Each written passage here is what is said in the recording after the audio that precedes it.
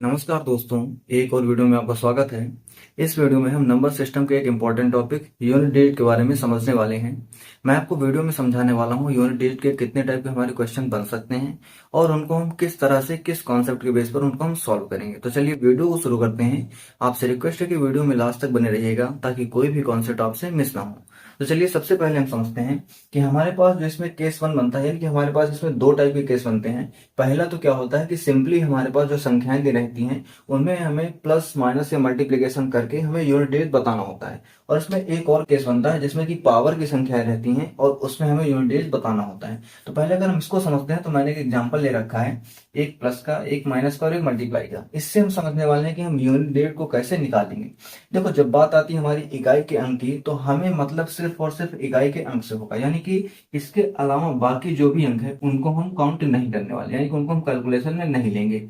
हमारा क्या काम, यहाँ पर प्लस लगा हुआ है तो हम 3 में 6 को सीधे ऐड कर देंगे और हमारा जो भी ओवरऑल वैल्यू आती टोटल ऐड करने के बजाय हम सिर्फ आंसर क्या देंगे, 9, यानी कि हमारा ये हो जाएगा इकाई का अंक। इतना समझ में आया। माइनस के केस में हम ऐसा ही करने वाले हैं। हम यहाँ पर जो भी इकाई के अलावा जो भी अंक है उसको हम हटा देंगे। हमें 3 - 6 कर देना है, बीच में माइनस लगा हुआ तो हम क्या करेंगे, 3 - 6 कर देंगे। अब ये जो वैल्यू आएगी ना हमारी माइनस में आएगी, -3। लेकिन देखो, कभी भी इकाई का अंक जो है माइनस में नहीं आ सकता है। इसलिए जब भी ऐसा केस बनता है तो हमें उसमें तुरंत जो है 10 ऐड कर देना है। अब 10 अगर इसमें ऐड करें तो वैल्यू जो आएगी हमारी इकाई के अंक की वो कितनी आ जाएगी, 7 आ जाएगी। ठीक है। यहाँ पर मल्टीप्लाई के केस में समझते हैं। तो मैंने अभी बताया कि हमें इकाई के अंक के अलावा बाकी जो भी अंक है उनको हमें काउंट ही नहीं करना है अपनी कैलकुलेशन में। तो यहाँ पर हम क्या करेंगे, 3 को 6 से मल्टीप्लाई करेंगे। क्यों? क्योंकि बीच में मल्टीप्लाई लगा हुआ है। तो 3 × 6 कितना हो जाएगा, 18। अब 18 में भी हमें जरूरत किसकी है, सिर्फ और सिर्फ इकाई के अंक की, तो वो क्या हो जाएगा, 8। तो ऐसे करके हम प्लस माइनस और मल्टीप्लाई के क्वेश्चन को सॉल्व करने वाले हैं। तो चलिए मैं इसको इरेज करके एक बार कुछ क्वेश्चन लिख दे रहा हूँ और उनको हम वन बाय वन समझने वाले हैं कि हम कैसे उनको सॉल्व करके अपना आंसर निकालेंगे। तो हमने कुछ क्वेश्चन जो अभी सिलेक्ट किए हैं, चलिए हम इनको सॉल्व करके देखते हैं कि हम इसका आंसर कैसे फाइंड आउट करने वाले हैं। तो यहाँ पर मैंने अभी आपको बताया था कि जब भी हम बात करते हैं इकाई के अंक यानी कि यूनिट डिजिट की, तो उस केस में हमारे पास अदर जो भी अंक है उनको हम कैलकुलेट नहीं करने वाले, तो उन्हें हमें सीधे सीधे हटा देना है। अब यहाँ पर देखो, सबके बीच में मल्टीप्लाई लगा तो हम मल्टीप्लाई करते जाएंगे। 7 से अगर हम 5 को मल्टीप्लाई करें तो हमारे पास आएगा 35। अब यहाँ पर भी हमें सिर्फ और सिर्फ इकाई अंक लेना है, हमें 3 को हटा देना है। अब इस 5 से हम अगले वाले इकाई अंक को यानी कि 8 को मल्टीप्लाई करेंगे तो हमारे पास वैल्यू आएगी 40। यहाँ पर भी हमें क्या करना है कि इकाई के अंक को ही रखना है, बाकी हटा देना है। अब इस 0 से हम 3 को मल्टीप्लाई करेंगे, 0 ही आएगा। इस 0 से हम 9 को मल्टीप्लाई करेंगे तो हमारा आंसर 0 है, यानी कि ओवरऑल अगर हम इसका आंसर देखते हैं तो वो कितना आने वाला है, 0। अब देखो, यहाँ पर अगर आपको एक ट्रिक मैं बता दूं तो आप इसको बिना सॉल्व किए इसका आंसर बता सकते थे। वो ट्रिक क्या है कि जब भी कभी ऐसा होता है कि 5 के साथ कोई भी ऑड नंबर का मल्टीप्लाई होता है तो जो हमारा यूनिट डिजिट आता है वो हमेशा होता है 5। और जब भी 5 के साथ में कोई इवन नंबर यानी कि सम संख्या का मल्टीप्लाई होता है तो जब भी कोई यूनिट डिजिट आता है वो क्या आता है, 0 आता है। तो यहाँ पर अगर आप ध्यान से देखो तो देखो, ये हमारा 5 है और इसके अलावा एक ये सम संख्या मिल चुकी है। अगर 5 के साथ कभी भी सम संख्या आ गई तो वो तुरंत जो है 0 बना देगी। और मल्टीप्लाई के केस में अगर कभी भी एक बार 0 आ गया तो वो हटेगा नहीं। तो ये देखो, ये यहाँ पे 0 बना, अब ये फाइनल जब तक रहेगा 0 ही बनता रहेगा। तो अगर आपको ये ट्रिक पता है, ये दोनों ट्रिक अगर आपको पता है तो आपको इसको सॉल्व करने की जरूरत नहीं थी। आप एक विषम संख्या यानी कि 5 और एक सम संख्या देखते तो आप सीधे इसमें टिक कर सकते थे कि आंसर इसका क्या आएगा, 0। अब चलिए दूसरा क्वेश्चन समझते हैं। यहाँ पर भी हमें क्या करना है कि इकाई के अलावा जो भी अंक है उसको हमें हटा देना है। अब बाकी का मल्टीप्लाई करेंगे तो 8 से कितना आ जाएगा, 24। इधर हम मल्टीप्लाई कर लेते हैं, इधर आ जाएगा 24। और यहाँ भी मल्टीप्लाई कर लेते हैं तो 7 6 कितना आ जाएगा, 42। ठीक है। अब दोनों में हमें जरूरत किसकी है, सिर्फ और सिर्फ इकाई के अंक की, तो इसको हम हटा देंगे। अब बचा हुआ 4 × 2 कर देंगे तो कितना आ जाएगा, 8। और हमारे क्वेश्चन का ही आंसर हो जाएगा, ये हो जाएगा हमारा इकाई का अंक। तीसरा अगर हम देखते हैं तो यहाँ पर देखो, मल्टीप्लाई भी है, प्लस भी है, माइनस भी है। तो हमें कुछ नहीं दिक्कत, हमें क्या करना है कि इकाई के अंक पे ही सारे ऑपरेशन करने हैं। पहले मल्टीप्लाई करेंगे तो 3 दूनी कितना आ जाएगा, 6 आ जाएगा। और यहाँ पर हम क्या करेंगे, आगे अगर जोड़ते हैं तो 6 में 2 जोड़ेंगे कितना आ जाएगा, 8 आ जाएगा। और 8 में से अगर 6 माइनस करते हैं तो हमारा आंसर कितना आ जाएगा, फिर से 2। तो ये इस क्वेश्चन का आंसर हो। तो आपको ये चीज समझ में आ गया होगा कि अगर हमारे पास प्लस और माइनस की संख्याएं होती हैं तो हम उनको कैसे सॉल्व करते हैं। अब चलिए इसको इरेज करते हैं और मैं आपको डिटेल में समझाता हूँ कि अगर हमारे पास पावर की संख्याएं आती हैं तो उसको हम कैसे सॉल्व करते हैं। वहां पर हमारे पास अलग अलग मेथड होते हैं, अलग अलग रूल्स होते हैं, अलग अलग नंबर के लिए, अलग अलग डिजिट के लिए। तो उसको हम डिटेल में समझते हैं। जब भी हम बात करते हैं इकाई के अंक की तो किसी भी संख्या में इकाई के अंक के स्थान पर इनमें से कोई भी आ सकता है। तो हमने अभी बात की पावर के बारे में, यानी कि मैंने ऐसा बोल दिया कि मान लो कोई एक संख्या है जो क्या है a की पावर x है, तो यहाँ पर a की जगह पर कोई भी एक संख्या आ सकती है और x की जगह पर भी कोई एक संख्या आ सकती है, लेकिन इकाई के अंक के स्थान पर इनके अलावा कुछ और नहीं आ सकता। ठीक है, तो यहाँ पर हमें समझना होगा कि अगर हम इसकी कुछ पावर लेते हैं तो उसकी क्या वैल्यू आती है। देखिए, आप जीरो की पावर कुछ भी कर दीजिए, अगर मान लो मैं जीरो की पावर एक करता हूँ तो आंसर कितना आएगा, जीरो। जीरो की पावर दो करता हूँ तो आंसर कितना आ जाएगा, जीरो। जीरो की पावर तीन करता हूँ तो आंसर कितना आ जाएगा, जीरो। यानी कि जीरो की हम कोई सी भी पावर ले लेंगे, हमारा जो इकाई का अंक आएगा वो कितना आएगा, जीरो आएगा। अब इसके आगे हम एक के बारे में अगर सोचते हैं तो एक की पावर एक कितना आ जाएगा, एक ही होगा। एक की पावर दो ले लेंगे कितना आ जाएगा, ये भी एक ही होगा। एक की पावर तीन ले लेंगे कितना आ जाएगा, ये भी एक होगा। यानी कि एक के केस में भी सेम वही हो रहा है कि हम कितनी भी पावर ले लें, इकाई का अंक हमारा क्या होगा, एक ही होगा। आगे हम देखते हैं दो के पावर के बारे में। तो दो की पावर एक की वैल्यू कितनी आ जाएगी, दो। दो की पावर दो की वैल्यू कितनी आ जाएगी, चार। दो की पावर तीन की वैल्यू कितनी आ जाएगी, आठ। दो की पावर चार की वैल्यू कितनी आ जाएगी, सोलह। अब देखो हम आगे क्यों लिखते जा रहे हैं, क्योंकि इकाई का अंक बदलता जा रहा है। तो मैं अभी आपको कुछ समझाने वाला हूँ, ध्यान से देखिएगा। दो की पावर पांच की वैल्यू क्या होती है, 32। दो की पावर छह की वैल्यू क्या होती है, 64। ठीक है, दो की पावर सात की वैल्यू क्या होती है, 128। तो ये ऐसे ही आगे बढ़ता चला जाएगा। अब यहाँ पर देखो आपको एक कुछ मैच करता हुआ मिलेगा। क्या मैच करता हुआ मिलेगा, दो की पावर एक की इकाई का अंक और दो की पावर पांच की इकाई का अंक सेम है। दो की पावर दो की इकाई का अंक और दो की पावर छह की इकाई का अंक सेम है। दो की पावर तीन की इकाई का अंक और दो की पावर सात की इकाई का अंक सेम है। तो यहाँ से हमें एक कॉन्सेप्ट मिलता है। कॉन्सेप्ट क्या मिलता है कि जो दो है वो चार पावर के बाद में, यहाँ पर चार आ रहा है, चार पावर के बाद में अपने इकाई के अंक को फिर से रिपीट करने लगा है। देखो, दो चार आठ, दो चार आठ। इसके बाद में जो आगे आता है वो आ जाता है 256। ठीक है, दो की पावर आठ की वैल्यू जो होती है वो होती है 256। तो देखो ये वैल्यू फिर से अपने आप में रिपीट होने लगी, इकाई के जो अंक है वो रिपीट होने लगा है। तो यहाँ पर हम एक वर्ड यूज करते हैं, उसको बोलते हैं साइक्लिसिटी। साइक्लिसिटी,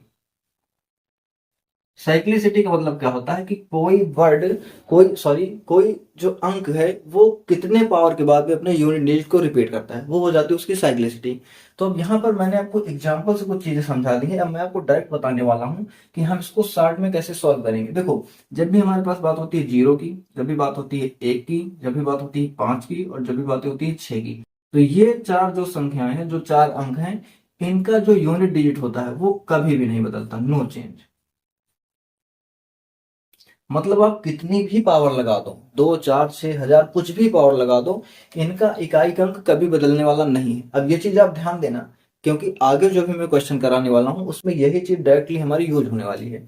इसके अलावा जो हमारे पास चार और नौ है, चार और नौ, ठीक है, इनका जो साइक्लिसिटी होती है वो दो होती है, यानी कि दो पावर के बाद में ये जो अंक हैं ये अपने यूनिट डिजिट को रिपीट करते हैं। चलिए इसका भी एक एग्जांपल मैं आपको करा दे रहा हूँ। चार की अगर हम बात करते हैं तो चार की पावर एक की वैल्यू होती है चार। चार की पावर दो की वैल्यू होती है 16। चार की पावर तीन की वैल्यू होती है 64। चार की पावर चार की वैल्यू होती है 256। ठीक है, अब यहाँ पर आप अगर ध्यान से देखो तो देखो, चार यहाँ पर इकाई का अंक है और चार यहाँ पर भी इकाई का अंक है। छह यहाँ पर इकाई का अंक है, छह यहाँ पर भी इकाई का अंक है। तो अगर आप देखो तो दो पावर के बाद में, यहाँ दो पावर के बाद में फिर से इकाई का अंक रिपीट होने लगा है। वही मैं यहाँ पे समझा रहा कि चार का और नौ का दो पावर के बाद में इकाई का अंक रिपीट होता है। अगर आपको ये कॉन्सेप्ट नहीं समझ में आ रहा, मान लो आपको जरूरत पड़ने पर ये नहीं याद हो रहा, तो चार और नौ के केस में एक और रूल होता है। रूल क्या होता है कि कभी भी अगर चार की पावर ऑड आती है तो इकाई का अंक हमेशा और हमेशा कितना आएगा, चार आएगा। जैसे यहां पर देखो, यहां पर देखो। और कभी भी अगर चार की पावर इवन आती है, इवन संख्या कोई, तो इकाई का अंक हमेशा। नौ के केस में बात करते हैं तो नौ के केस में क्या होता है, अगर नौ की पावर कभी भी ऑड आएगी तो इकाई का अंक हमेशा और हमेशा क्या होगा, नौ होगा। और अगर कभी भी नौ की पावर इवन आएगी तो इकाई का अंक हमेशा क्या होगा, 81, सॉरी 1 होगा।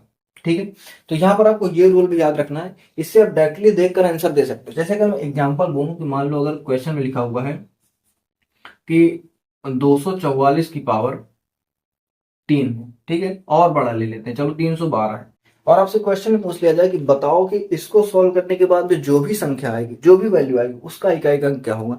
तो आपको इसको सॉल्व करने की जरूरत नहीं है। आपने पहला पॉइंट तो ये देखा कि देखो यहाँ पर क्या है, इकाई की जगह पर यहाँ पर है 4। और अगला पॉइंट क्या देखे कि ये देखो एक क्या है, सम संख्या है, इवन नंबर है, तो सीधे सीधे आप टिक कर दोगे क्या, 6। यानी कि इसको सॉल्व करने पर जो भी संख्या आएगी उससे हमें मतलब नहीं है, लेकिन हम ये बता सकते हैं कि हमारा जो इकाई अंक होगा वो क्या होगा, 6 होगा। यानी कि देख करके इसको हम ये चीज बता सकते हैं। क्यों? क्योंकि हमारे पास ये कॉन्सेप्ट है। अब इसके अलावा जो बच रहा है वो चीज भी मैं आपको समझा दे रहा हूँ। इसके बाद में हमारे पास 4 नंबर और बचते हैं। कौन कौन से? 2, 3, 7 और 8। इनका रूल क्या कहता है कि ये जो है 4 पावर के बाद में अपने यूनिट डिजिट को रिपीट करते हैं। ठीक है, 4 पावर के बाद में। तो फाइनली इसका जो कंक्लूजन, यानी कि हम क्वेश्चन को सॉल्व करने में क्या मेथड अप्लाई करेंगे। कभी भी अगर ये नंबर आएंगे तो हमें कुछ नहीं करना है, सीधे सीधे इकाई के अंक पर यही पुट कर देना है, पावर कुछ भी वो देखनी ही नहीं है। कभी भी ये नंबर आए तो हमें ये रूल फॉलो करना है, और कभी भी ये नंबर आए तो हमें पावर को 4 से डिवाइड करना है। मतलब क्या है, इसके बारे में थोड़ा सा आपको डिटेल में समझाता हूँ। जैसे अगर मान लो आपके पास क्वेश्चन आ गया कि 232, ठीक है, इसकी पावर है 213। इतना समझ आया? अब मुझसे किया जाए क्वेश्चन में कि बताओ इसको सॉल्व करने के बाद में जो भी वैल्यू आएगी उसमें इकाई का अंक क्या होगा। तो पहला स्टेप क्या है? पहला स्टेप ये है कि हमें यहां पर इसको हटा देना है, क्योंकि जरूरत क्या है, हमें सिर्फ इकाई देंगे। तो ये बचेगा क्या, 2 की पावर 213।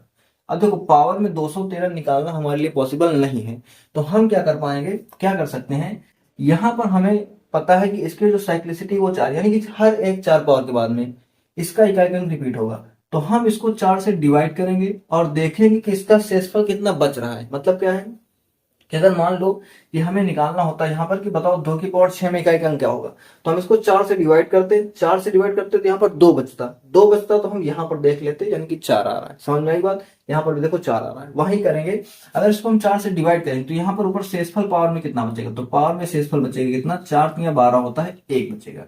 इसका मतलब क्या हो जाएगा, इकाई का अंक कितना आ जाएगा, 2 आ जाएगा। समझ में आया मैं क्या कहना चाह रहा हूँ?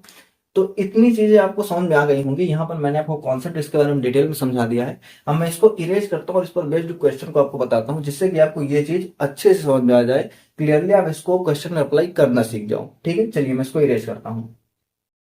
मैंने कुछ क्वेश्चन नोट कर लिए हैं, चलिए इनमें हम अपने कॉन्सेप्ट को अप्लाई करके देखते हैं कि हम इसको कैसे सॉल्व कर सकते हैं। क्वेश्चन क्या लिखा हुआ है कि 1570 की पावर 2 प्लस 1571 की पावर 2 प्लस 1572 की पावर 2 और प्लस 1573 की पावर 2। हमें बताना है कि अगर हम इस टोटल को सॉल्व करते हैं तो जो हमारी वैल्यू आएगी उसमें इकाई का अंक क्या होगा। तो मैंने आपको कॉन्सेप्ट में क्या बताया कि सबसे पहले तो हमें इकाई के अंक से अगर मतलब है तो बाकी को हम हटा देंगे, इससे हमें कोई मतलब नहीं, इसकी हमें जरूरत नहीं अपने आंसर को फाइंड आउट करने में। यहाँ पर हो जाएगा हमारे पास 0 की पावर 2, यहाँ पर हो जाएगा हमारे पास 1 की पावर 2, यहाँ पर हो जाएगा हमारे पास 2 की पावर 2 और यहाँ पर हो जाएगा हमारे पास 3 की पावर 2। अब आगे इसको हम कैसे सॉल्व करेंगे, देखो जीरो की कुछ भी पावर, मैंने आपको बताया था कि हमारे पास 4 नंबर ऐसे हैं, 0, 1, 5 और 6। इनकी पावर आप कुछ भी लगा दो, इसका इकाई अंक कभी नहीं बदलना। तो यहाँ पर 0 की पावर कुछ भी लगा दो, इकाई अंक क्या होगा 0, प्लस 1 की पावर कुछ भी लगा दो, इकाई अंक 1। 2 और 3 के केस में मैंने आपको क्या बताया था, कि मैंने बताया तो 4 अंक ऐसे होते हैं, 2, 3, 7 और 8। ठीक, इनकी जो होती है पावर वो 4 पावर के बाद में रिपीट होती है। तो अगर हमें 4 से बड़ी है तो हमें डिवाइड करने की जरूरत है, अगर 4 से छोटी है तो हम इसको सॉल्व करके देखेंगे। तो 2 की पावर 2 की वैल्यू क्या होती है, 4 होती है, प्लस 3 की पावर 2 की वैल्यू 9 होती है। अब इनको हम अगर ऐड कर लेंगे तो 9, 1, 10, 4, 14 हो जाएगा। हमें क्या चाहिए, इकाई का अंक, तो यहाँ पर भी 1 हम हटा देंगे और हमारा आंसर क्या आ जाएगा, 4। तो ये ओवरऑल हमारा आंसर हो जाएगा। इतना समझ में आया? अब चलिए दूसरा देखते हैं। क्वेश्चन क्या लिखा हुआ है कि 25 की पावर 62 81, 36 की पावर 528 और 73 की पावर 54। अब रूल मैंने आपको बताया कि 5 की पावर हम कुछ भी ले लें, हमारा इकाई अंक नहीं बदलेगा। तो यहाँ पर देखो ये 2 कैंसिल हो जाएगा, यहाँ पर 3 कैंसिल हो जाएगा और यहाँ पर 7 कैंसिल हो जाएगा। 5 की पावर हमने कुछ भी ले लिया, इकाई अंक क्या होगा, 5 होगा, प्लस लगाएंगे। 6 की पावर कुछ भी ले लेंगे, इकाई अंक 6 ही होगा, प्लस लगाएंगे। अब यहाँ पर 3 की पावर 54 बन रहा है, तो देखो 3 की पावर 54 को आप साइड में समझ लो। 3 की पावर 54, मैंने बताया कि जब भी यहाँ पर पावर 4 से बड़ी होगी तो उसको हम 4 से डिवाइड करेंगे। अब देखो अगर डिवाइड पूरा पूरा चला जा रहा है, पूरा पूरा चला जा रहा है, मतलब अगर मान लो यहाँ पर हो जाता है 3 की पावर 12 या फिर 3 की पावर 16, तो इसमें डिवाइड पूरा पूरा चला जाएगा। तो जब भी डिवाइड पूरा पूरा चला जाए तो हमें वहां पर पावर 4 लेनी है। यानी कि इसको हम क्या लिख सकते थे, 3 की पावर 4, इसको भी हम क्या लिख सकते थे, 3 की पावर 4। अगर डिवाइड पूरा पूरा नहीं जा रहा है तो जो शेष बच रहा है हम उसको लेंगे। तो यहाँ पर अगर हम 3 की पावर 54 में अगर 4 से डिवाइड करते हैं तो इसको 4 से अगर डिवाइड करेंगे तो 52 आता है, 13 चौको 52 होता है, 2 बचेगा। तो ये क्या आ जाएगा वैल्यू, 3 की पावर 2। और इसकी वैल्यू अगर हम यहाँ पर लेंगे तो यहाँ पर क्या आ जाएगा, 9 आ जाएगा। ठीक है, अब आगे इसको अगर हम ऐड करें तो 6, 5, 11 और 11, 9 कितना हो जाएगा, 20। तो हमारा जो यूनिट डिजिट आ जाएगा वो कितना आ जाएगा, 0। तो ये हमारे क्वेश्चन का आंसर हो जाएगा। तीसरा क्वेश्चन देखते हैं। लिखा हुआ 43 की पावर 43 माइनस 28 की पावर 28। अब हमें इसमें वैल्यू बतानी है कि इकाई का अंक क्या होगा। चलिए इसको भी सॉल्व करते हैं। 43 की पावर 43, 4 को कट कर दिया हमने, 2 को कट कर दिया, ये आ गया 3 की पावर 43। ठीक है, ये आ गया 3 की पावर 43 और माइनस का 8 की पावर 28, इतना आ गया। अब यहाँ पर अगर हम आगे देखें तो 3 की पावर 43 में हमको 43 को 4 से भाग करना है, 40 आएगा, बचेगा क्या 3, यानी कि 3 की पावर 3 आ जाएगा, माइनस 28 को 4 से भाग करें तो पूरा पूरा कट जाएगा, तो यहाँ पर हम लेंगे 8 की पावर 4। मैंने क्या समझा कि अगर डिवाइड करने पर टोटल पूरा पूरा कट जा रहा है तो वहां पर हम मैक्सिमम पावर लेंगे, यानी कि 4 लेंगे।